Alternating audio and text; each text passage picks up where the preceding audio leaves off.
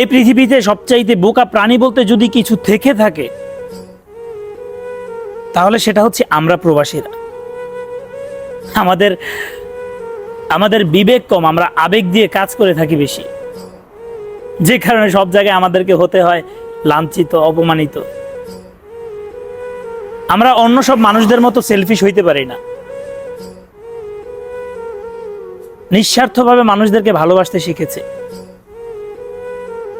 হাজারো অপমান, লাঞ্ছিত হওয়ার পরেও আমরা কখনো প্রতিবাদ করতে পারি না। ওই যে বললাম না, আমরা প্রবাসীরা একটু বেশি ইমোশনাল। একটা বিষয় লক্ষ্য করতে গেলে আমাদেরকে মানুষ কম ভাবে, মেশিনই মনে করে বেশি।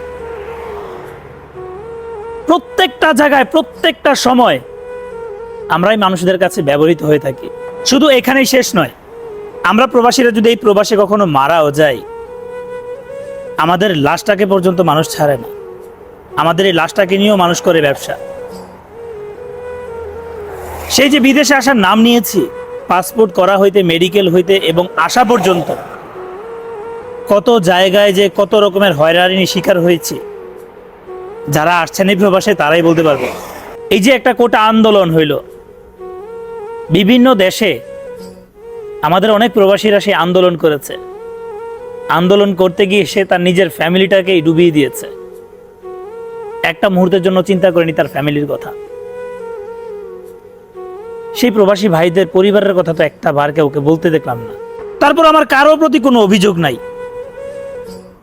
এইবার যে সরকার গঠন হচ্ছে তাও যেন আমাদের দেশটা সুন্দরভাবে চলে। যারা এইবার এই দেশ পরিচালনা করার উদ্যোগ নিচ্ছেন, সবার কাছে আমার একটাই রিকোয়েস্ট থাকবে, আমরাও মানুষ, আমরা প্রবাসীদেরকে অবশ্যই মাথায় রাখবেন, ভুলে যাবেন না।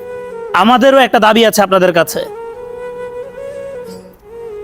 আমি মনে করি আমরা প্রবাসীরা আসলেই এক একজন এক একটা যোদ্ধা, যারা দেশের জন্য, দেশের মানুষের জন্য কাজ করে থাকি দূর প্রবাসে।